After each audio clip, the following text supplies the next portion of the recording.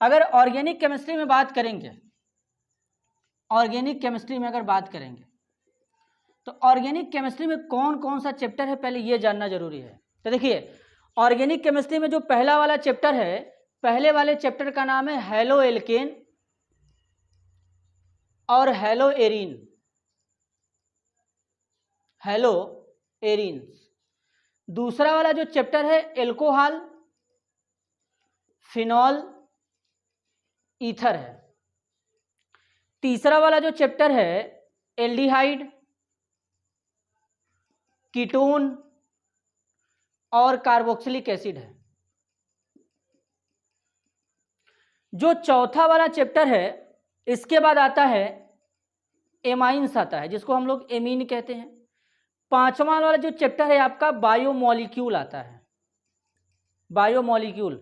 और जो छठा वाला चैप्टर है वो आपका है पॉलीमर।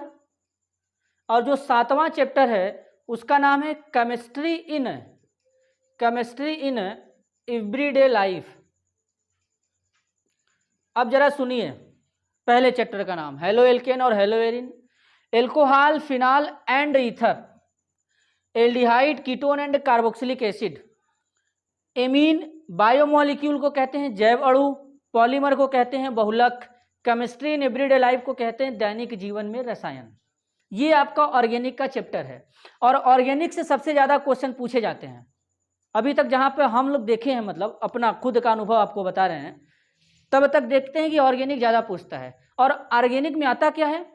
रिएक्शन। यहाँ से आपको क्या आएगा? हेलो एल्केन हेलो एरीन से क्या आएगा? रिएक्शन से आएगा। 1 डिग्री 2 डिग्री कुछ एलाइलिक बेंजाइलिक करके आ जाएगा, हाइब्रिडाइजेशन और रिएक्शन आएगा। Alcohol, phenol, ether reaction, aldehyde, ketone, carboxylic acid reaction.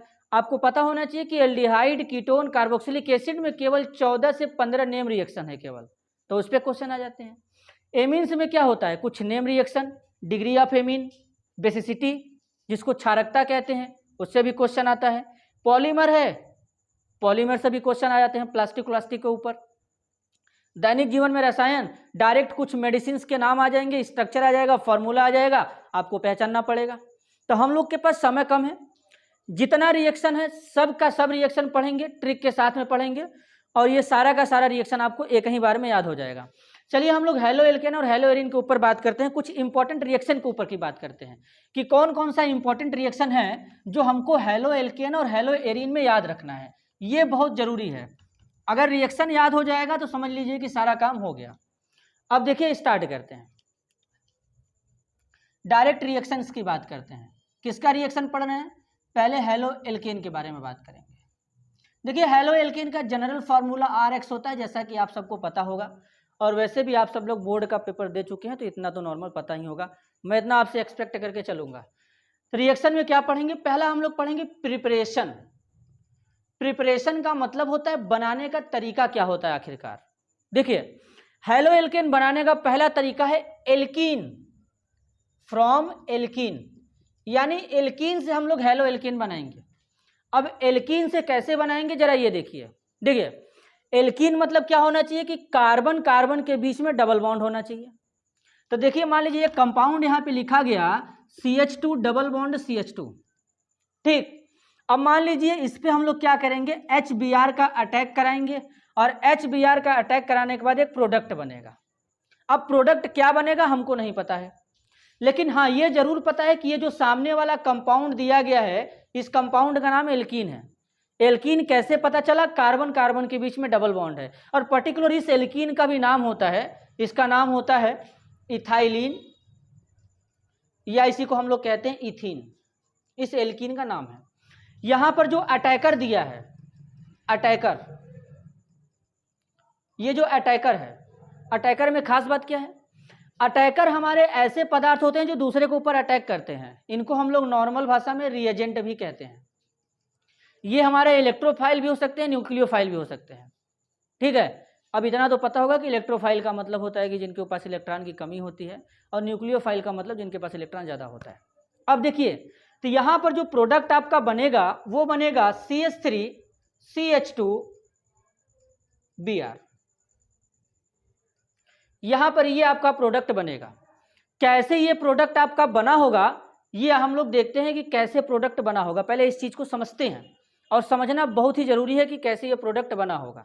देखिए पहले ये एल्कीन लीजिए, कार्बन कार्बन के बीच में डबल बॉन्ड है, ठीक है। मान लीजिए हम प्रोडक्ट भी यहाँ पे मिटा देते हैं ताकि आपको कन्फ्यूज़न ना हो कि डायरेक्ट प्रोडक्ट कैसे बन गया। तो देखिए समझेंगे, चीज़ों को समझने से ज़्यादा याद होगा। देखिए अब यहाँ पे कार्बन कार्बन के बीच में डबल बॉन्ड है, इस वाले बॉन्ड को इस पर ब्रेक करिए। जैसे ही बॉन्ड को ब्रेक करेंगे तो CH2 सिंगल बॉन्ड CH2 आ जाएगा।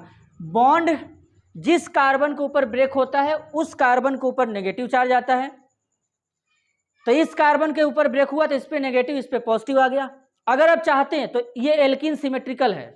सिमेट्रिकल का मतलब ऐसा एल्कीन जिसको बीच से काटने पर दो बराबर भाग में बढ़ जाता है, उसे सिमेट्रिकल एल्कीन कहते हैं। तो यानी दोनों साइड में इक्वल इन्वायरमेंट है बीच से काटने पे। तो आप चाहते तो इस बॉन्ड को ऐसे भी तोड़ सकते थे इधर, तो यानी एक बार ऐसे क्या बन जाता CH2 माइनस CH2 प्लस। तो बात तो सेम है, चाहे ऊपर वाला लिखे या नीचे वाला लिखे कोई मतलब नहीं है, क्योंकि एल्कीन सिमेट्रिकल है। इसको ऐसे पलट देंगे, पीछे वाला कंडीशन आ जाएगा। अब इसके सामने आ गया HBr। अब जैसा कि आपको पता है कि HBr एक पोलर मॉलिक्यूल होता है। यहाँ पर जो बॉन्ड का इलेक्ट्रॉन है ब्रोमाइड के ऊपर शिफ्ट होगा तो यहाँ पे Br माइनस हल्का से आएगा और यहाँ पे H पॉजिटिव आएगा। तो ये पॉजिटिव वाला कहाँ पे जाएगा, ये पॉजिटिव वाला माइनस पे जाएगा और ये माइनस वाला किस पे आएगा, इस प्लस पे आएगा। तो क्या बनेगा, यहाँ पे जब H जुड़ेगा तो CH3 बन गया, तो यहाँ पे क्या बन गया CH3। अब यहाँ पे क्या बन गया CH2 और यहाँ से क्या बन गया, देखिए Br बन गया। तो प्रोडक्ट क्या बन गया CH3 CH2 Br। तो कितना आसान रिएक्शन था और एकदम आप आसानी से कर सकते थे। तो ये एल्कीन के द्वारा हम लोग क्या बना लिए, हेलो एल्केन बना लिए। अब कितने डिग्री हेलो एल्केन बना, 1 डिग्री हेलो एल्केन बन गया, 1 डिग्री हेलो एल्केन। और पर्टिकुलर अगर इस हेलो एल्केन का नाम लिखना चाहेंगे तो 2 कार्बन है तो क्या हो जाएगा ब्रोमो इथेन, ये इसका नाम हो गया। देखिए कितना आसानी से रिएक्शन एकदम समझ में आ गया। तो ये रिएक्शन याद करने का ट्रिक होगा जिससे हम लोग याद करेंगे। तो रिएक्शन याद करने के लिए पहले आप कॉपी में हेडिंग लगाएंगे बनाने का तरीका में कि एल्कीन के द्वारा आप कोई भी एल्कीन लीजिए, सिमेट्रिकल या अनसिमेट्रिकल एल्कीन, HBr को जोड़ना है, यहाँ पे बन जाएगा। अब यहाँ पे क्या करेंगे, एल्कीन वाले केस में हम लोग 2 नियम पढ़ते हैं और उस नियम का नाम सुनिएगा, बड़ा ही इंपॉर्टेंट है और एग्जाम में उससे क्वेश्चन आता है। मार्कोनी-काफ और एंटी मार्कोनी-काफ का नियम, ये बड़ा ही इंपॉर्टेंट रिएक्शन है कि मार्कोनी-काफ और एंटी मार्कोनी-काफ का नियम किसे कहते हैं।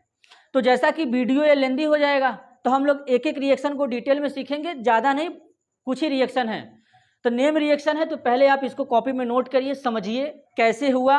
ये एक नॉर्मल सा छोटा सा आपके लिए समझिए कि मतलब ये ट्रिक टेक्निक है कि मतलब आप कैसे रिएक्शन को याद रखेंगे।